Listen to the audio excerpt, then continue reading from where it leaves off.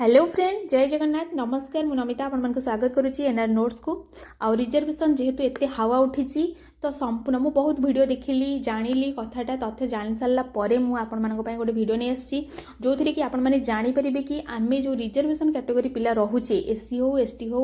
SCBC हो OBC हो से कौन कराया पड़ो आउ ये जो सुप्रीम कोर्ट ऑर्डर देइछंती माने प्रकृत में सेटा कौन सबू तथ्य आम गोटे वीडियो आलोचना करबा ठीक अच्छे। प्रथम जान जो मैंने भी जानिन जोटा हूँ सुप्रीम कोर्ट ऑर्डर देइछंती जो पिला माने रिजर्वेशन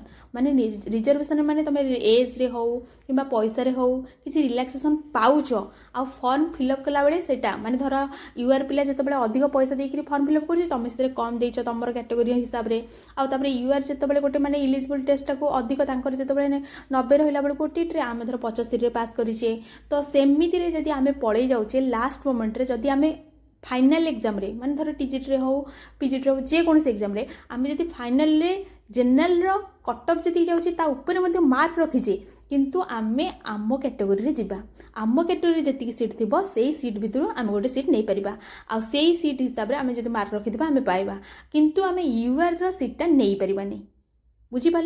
कथाटा कौन कारण आमे पैसा रे हो किंबा जितेबाला देख आम सब कौन कर माने जो माने रिजर्वेशन कैटेगरी पिला सब प्रकार सुविधा उपभोग कर जनरल पिलाटा सब मरीज हाँ कि नहीं कह पैसा ठू दबाठू आरंभ करी सबू क्षेत्र प्रत्येक क्षेत्र में माने एज रे ना रिलैक्सेशन पाइब ना माने सीट रे गोटे गोटे जगह तो माने ये माने तुम जानी पार यूआर रे केते हाई कंपटीशन आ सेति एते कट ऑफ जाउची तापर से एते दिन धरिकी से माने केते दिन धरिकी सफर होउचंती जो माने भी यूआर कैटेगरी पिला माने आ जो माने कौन करचंती ना रिजर्वेशन रे अछंती से मानकर अल्प कट ऑफ जाउची पैसा भी तांको अल्प दबाकू पड़ुची काहेकि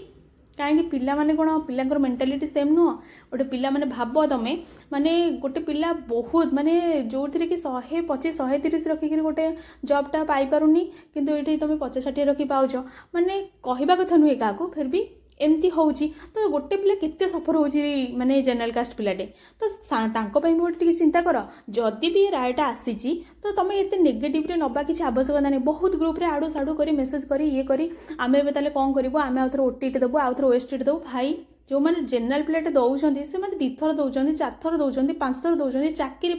8 थर 10 थर पकड़ 2 वर्ष 5 वर्ष अपेक्षा कर धैर्य कौन पलि आसूँ माड़ी आसूँ तमें जो मैंने सब रिजर्वेशन कैटेगरी पिला माने तुम जब गोटे थर ओएसटीटी देदेल कि ओटीटी आउ थे देदेल मुझे भी कहूँ मोर 90 ना ओटीटी में आउ थे मत दबाक पड़ो ताले मुझे कौन मुझे देवी मुझे ना मुझे दरकार नहीं तो दरकार नहीं ठीक अच्छे सरकारी चाकरी दरकार नहीं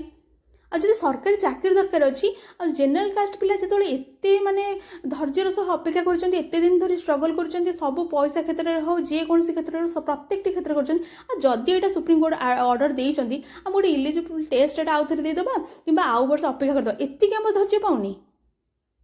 आम माने खेली जाऊे कहीं 2-4 मार्क कौन आम आमर एतिक भी योग्यता नहीं आम गोटे टीजीटी प्रिपेरेसन कर एलटीआर प्रिपेरेसन करते कि आगू गोटे एग्जाम प्रिपेरेसन कर गोटे ओटीटी कि सीटेड कि ओएसटीटी क्वालिफाई आउ थे हाँपाई एतिक आम धैर्य पाऊँ तो गोटे जनरल कास्ट पिलाटा एत दिन धरी सफर केमी हो पारे सी कौन माने गोटे लुहारे कढ़ाई ना कौन मैंने भावुच कौन तो निज मन को दृढ़ रख आउ सबू जेहेतु आम क्षेत्र को आसीचे आम सबकि क्वालिफाई करवा आ जहाँ भी आगू रूल रेगुलेशन होउची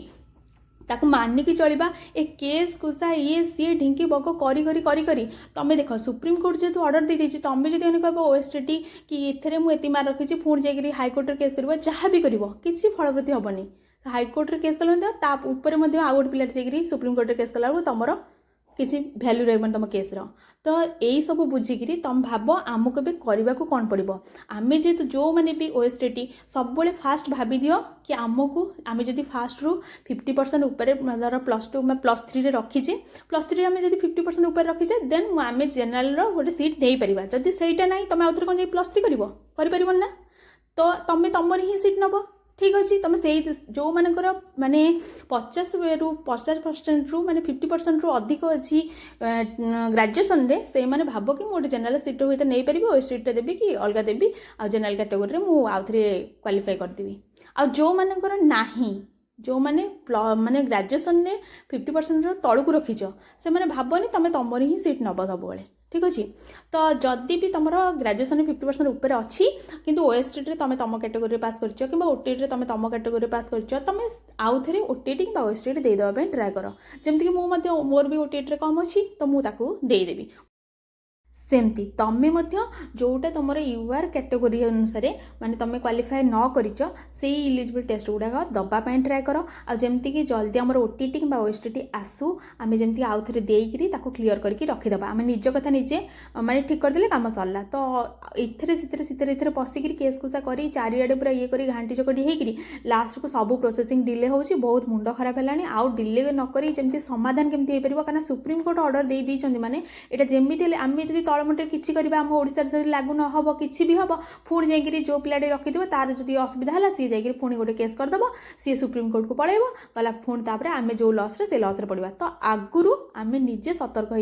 होमी आम जी मार्क रहा कथा आम रखिदे बसवा और जो फर्म फिलअप हम कि जहाँ भी हम तो से अनुसार जी चाहे निजर कैटेगोरी हिसाब से करने जी चाहे यूआर आप्लाय करने कथा कर ठीक अच्छे। तो मो कहबार उद्देश्य एया कि आम आम निज सुविधा देखा बसवा एत कलह एत चक्रांत पशिबार ना जेहेतु सुप्रीमकोर्ट ऑर्डर देती माने नुह आम जहाँ चाहिए सेटा हो पारनी तो जोटा हो पारुनी जोटा रूल रेगुलेशन आसूँ आक्सेप्ट करने ट्राए कर आ निजे समाधान रास्ता खोजिक निजक कौटा कले सुविधा हम से ट्राए कर आउ भी गोटे कथा मन रख सी भी एटा थिला कि जेकोसी माने धर आम टीजीटी बाहर तो टीजीटी से रिक्वायरमेंट प्रोसेसिंग रे सेटा लिखिथिबा दरकार कि से ए क्राइटेरिया रहिबा दरकार तो जे से लिखुची तान ठीक अछि आ जति न लिखुची भी से जो अनुसार गोटे रिक्वायरमेंट प्रोसेसिंग जो हम से से तार दबनी नोटिफिकेशन दब नोटिफिकेशन से जहाँ लिखि मेंशन कर से ही हम तुम तो पूर्वर किसी भी कहींपरनि जी जिते प्रकार कही तुम खाली मैंने एपट सेपट इतस्तत हम आउ ना कि पारनि एवं आम केमी आम यूआर कैटेगोरी अनुसार सब किसी जिन